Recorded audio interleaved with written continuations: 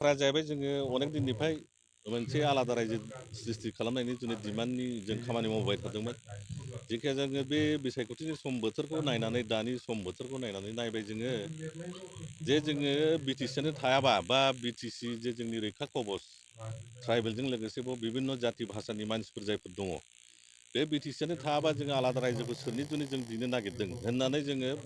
गोथौयै सिन्था खालामनानै जोङो जोंनि डिमान्डफोरखौ दोनथ'नायजों लोगोसे जोङो बिपिएफ हान्जाखौनो जे बिटिसिखौ दाग्रा जेन' बिटिसिखौ बासायनो हायो आरो बेवहाय थानाय बिभिन्न जाति भाषा धर्मनि मानसिखौबो जेन' जोङो रैखा होनायजों लोगोसे जोङो मोनसे खुंथाय खुंलांनो हायो। बाथ्राया जाहैबाय नोंथांमोना मिथिगौ जे दाखालि मोनसे क्लेम ओंखारदों जे बुंनो थाङोब्ला सियाल खुद्रुन बिथाङा होनदों जे रायजो मोनखानायाबो गोमायो रायजोफोर त्रिपुराया गोमाबाय जाहैदों झारखान्डआ गोमाबाय जाहैदों थारमाने मा जानो नागिरगासिनो दङ दिनैनि दिनाव त्रिपुरा गैया नामा दङ झारखान्डआ गैया नामा दङ थारमाने जोंनि जे बे बिटिसि मोनखानायखौ बिथांमोना फाननो नागिरनानै थांगासिनो दङ बुंनो थाङोबा अलरेडि फानबायानो आरो बिथांमोना ढल फिथाइबाय थायो जे सान्ति फैबाय सान्ति फैबाय सान्ति फैबाय मा कि बिदा फंबाय रन्जन दैमारिखौ फाननानै बिमानि माथ्र भाषा माथ्र माने रावखौ फाननानै गामि दानख'लाय दारनलायखौ फाननानै सोर मानसिया गोजोननायखौ लाबोयो बा गोजोनदों होननानै सोर बुंनो हायो नोंथांमोना गावनि धन सम्पतिखौ फाननानै बिदा फंबायखौ जेलाव हाजराव थुनहरनानै सोरबा बुंनो हायो नामा आं गोजोनबाय दिनैहाय सान्ति जाबाय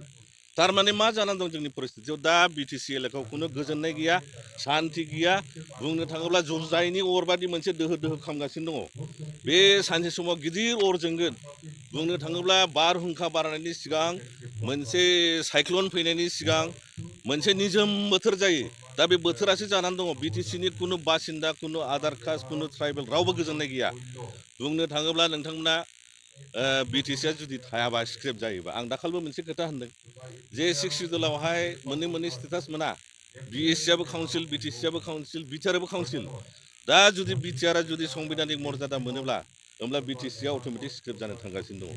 लोगोसे थांगासिनो दङ जोंनि बिमानि राव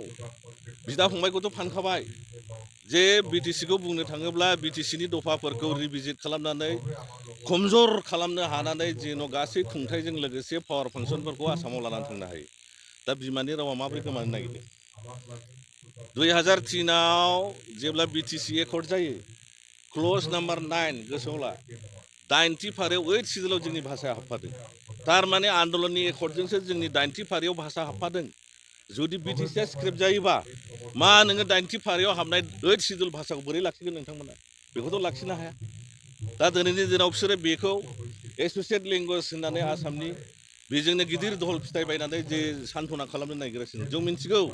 जायनि जुनै जोङो रायजो राजाफोरखौ खावलायदों गोदोनायाव दुरुं सुनानै गोदोनायाव माला गानोबा दुरुं खाजानानै बेसे जों थगायनानै बोखथिं जाबावनो बर' रायजो राजा बै सेल्फ हुद्रुफोर लिडारफोरजोंलाय ओंखायनो सिरि मोनदो इसोरा गावबा गाव गियान बुद्धि होदों एसे सिन्था धारा खालामनानै नाय बे खालि इलेक्सन नङा बियो मोनसे बुंनो थाङोब्ला मोनसे दावहा वार मा होनो फ्रिडमनि मोनसे जोङो मोनसे आरो गोदान रोखोमै दावहा नांफिननांगौनिसो जानानै फैबाय जेरेखम भारतआ 1947आव स्वाधीन मोनदों बिटिसिखौ बासायनो जुनै गणतान्त्रिक भाबे गान्धीजिनि नीतिजों जोङो बेखौ जेरैखियालाबो फैगौ बिसायख'थियाव देरहाहोनानै जोङो बिटिसिखौ बासायनांगोन लोगोसे बिसोरो मा खालामदों जे बिएलटिनि जे 2003आव जेसेबांनाखि बिएलटिनि वर्कारफोर दङ जेनेरेल एमनेस्टि होननायजोंहाय बिथांमोनखौ दिनैहाय उदां अख्राङाव लाबोनायजों लोगोसे बिटिसिखौ बिसोरो 20 बोसोर सालायबाय 15 बोसोर सालायबोबाय थारमाने गासैखौबो भलाय फुस्लाय खालामजोबनानै जोंखौ आसाम रायजोआव दास दासि जेन' खानानै गोदोनाव खानानै जेन' जोंखौ खुंथाय खुंफिननो हायो बिटिसि एकर्डआव दंमोन नोंथांमोना मिथिगौ ना मिथिया 10% सालाना आसामनि जे बाजेट जायो एसेम्ब्लियाव हमना लादो 2 लाख करोड़ बिनि 10%खौ बिटिसिआव होनांगौ होननाय लिरनाय दङ 2003आव होमब्ला बेसेबां जायो 20,000 करोड़ जायो बोसोराव बे 20,000 करोड़जों जोङो बिटिसि मोनब्रै मोनबा डिस्ट्रिक्टखौ सालायनो हायोमोन नङा होमबा दानि बिटिआर एकर्डआव फाइनान्सियेल मा हरगोन बाजेट लिरनाय दङ नामा गैया होमब्ला जोङो दास दासिफोर बादि आसाम सरकारनाव हेमन्तनाव जे सार जोंनो देग्लाय बोसोराव 100 हर 200 करोड़ हर नों बिबा बायनांगौनि लामा खालामदों ना खालामाखै दानि समाव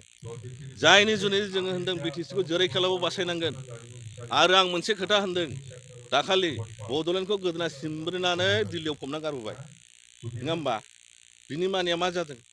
कमप्रेहेन्सिभ फाइनाल एन्ड सलुसन होननायजों लोगोसे keeping intact territorial integrity of Assam state होनदों थारमाने आसाम रायजोनि हाखौ बेबादिनो दोनफिननानै जोंनो सान्थिनि नामाव बिटिआर होननाय जिनिसखौ हरबानो जाबाय नङा होमबा थारमाने जोंखौ ओरैबायदि सेन्टेन्सजों खादों बाथ्राजों खादों जे जेन' बिसोरो अराय समनि आसामनि सिङाव हान्थु खरायनानै दास दासि जानानै थानाङो बिएसिनि एकर्डआव कमप्रेहेन्सिभ फाइनाल रेकर्ड लिरनाय गैया बिटिसिनि एकर्डआवबो गैया बे सोदोबखौ मानो लिरदों आलफानि रेकर्डआवबो लिरदों आलफानि एकर्डआव लिरदों किपिं इन्टेक्ट दा टेरिटरियेल इन्टिग्रिटि अफ आसाम थारमाने आसामनि हाखौ मालाबाबो बुखावनो मोनला दिल्लीयाबो भारत सरकाराबो अंगिकार होदों नङा होमबा जेन' जोङो मालाबाबो आलादा रायजोखौ मोना ओंखायनो होनदों जोङो दा नोंथांमोना मिथिनो मिथिया बर'लेण्ड आरो बड'लेण्ड सोदोबा सोर जन्म होआ उपेन्द्रनाथ ब्रह्म बर'लेण्ड बिअआरलेण्डआ सोर होआ रन्जन दैमारि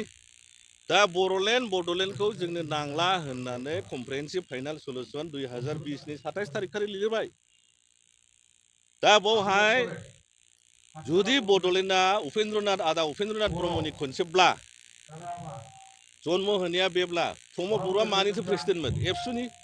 एबसुनि प्रेसिडेन्टआनो थांनानै लिरबाय जोंनो दिनैनिफ्राय बड'लेण्ड नांला बेवहाय रन्जन दैमारिखौबो साइन होफाबाय होयोब्ला मा जाखो मोनसे डकुमेन्टेसन क्रिएसन जाबाय जे दिनैनिफ्राय बर' आरो बड'लेण्ड होननाय सोदोबखौ बर'फ्रा नांला होननानै गावसोरनो कनसेन्ट लेटार होलांबाय दा जों जाथि बंस'आ सासे मानसि थैयोबा खर' दाख्राय हाखराव गाबा होमबा ओइ बड'लेण्ड मै थांखो बेथ' फबनानै थैबाय दा जों डिजिपि मानो दुवार ओनसोल बिनांदों डिजिपि दुवार ओनसोला जायनि जुनै बिनांदों जे बर'लेण्ड बड'लेण्डखौ जों हेमन्त बिश्व शर्माया फुल एन्ड फाइनाल कमप्रेहेन्सिभ होनदों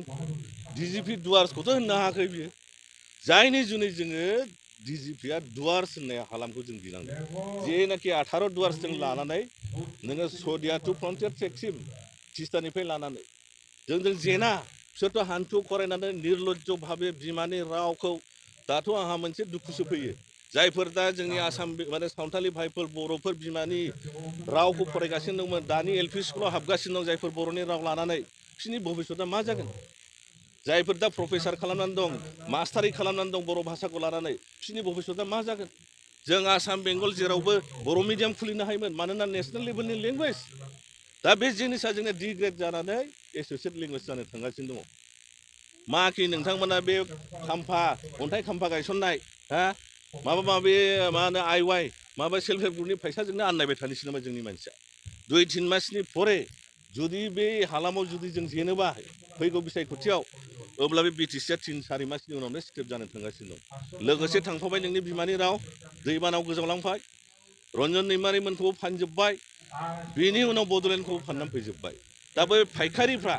हयथ' मिलियन 100 मिलियन 200 मिलियन मोनदों जायनि जुनै होनफ्लांदों जों शांति आइसे निजर दादा डाঙर ककायक बेसी माटी बारी बिक्री निजर मातृभूमि দুধ का कर्ज বুলি কয় তাক বেছি পেলাই কোনোবা মানুহ শান্তি থাকিব পাৰে নেকি সেইকাৰণে এই দলটো মিছলীয়া অহা फैगौ बिसायख'थिनि सिगां नेक्स्ट बिसायख'थिनि सिगां बिटिसि इलेक्सननि सिगां जेन' इउपिपिएलआ बे हालामनिफ्राय जेन' गोमाजोबो आरो 3-4 बे बर' जाथिखौ फानग्रा 3-4 मोख्रा जाथिफोर दङ सियाल फुद्रुनफोर दङ बे नामखौ उनावहाय परबर्ती समाव जों क्लियार खालामगोन बिसोरो जेन' लाजिनानै बिटिसिखौनो जेन' नागारना खारग्रोखायो बे रोखोम जों मावगासिनो दङ आरो बेसे सम नोंसोर बिमानि जाम्बा जाम्बिनि मानसिफोरखौ थगायबावनो एबार हले हगारनायाव गैया खारनोबा खारखा थब्ला बोनजोबखादो रेडि धन्यबाद दुवार ओनसोल कनसेप्टआ दङ दाबो जोङो जोंनि डिमान्डफोरखौ दा दोनथ'नाय जादों मानोना बे टाइमा परिबेसा जों आलादा रायजो लाबोनायनि दा आन्दलन खालामनायनि टाइम गैया दा जों होनो 100% दुवार ओनसोलखौबो मोनो हेमन्तआ होनदों अखमर माटी आरो एगेंसिनि दं आमिथ' अखमर माटी बिसरायनाय दुवार सालामाथ' भुटाननिसोमोन भुटाननिफ्राय जोङो दावहा खालामनानै मोननाय 1865 सनाव जोंथ' बियाखै आसामनि हा दुवार सालामा तिस्तासिम बेथ' बेंगलनि नङा खामथापुरनिबो नङा बे हाया दुवार सालामा 1949 9 आगस्टआव भारत सरकारा मार्जार खालामदों खामथापुर बिग्राफोरा 28 मा होनो आगस्टनि 1949 मार्जार खालामदों बिसिना आलदा हावरिया मेसिनि बंस जोंना जाहैबाय सिखोना जोहोलाव थिंफाख्रिमोननि हालाम बियो बावहाय 9 नोगोर दंमोन बिसमुरिनि साहा बे लेखाखौ जोंनि बिदा फंबायफोरा सालायोमोन जोंथ' आसामनि हाखौ बियाखै आसामनि हाब्ला बेखौ मार्जार खालामनांगौनि सोनांगौ दरखार गैया आसामाथ' ओरैनो हाबदों नङा होमबा भारतजों जोंना हालामा आलदा जोंथ' आसामनि हाखौ बियाखै ओंखायनो हेमन्तखौ जों चेलेन्ज खालामो আপনার মাটি এগেন্সু বিচরা নাই আমার যোনটো মাটি সেই মাটি আমি লৈ এৰিম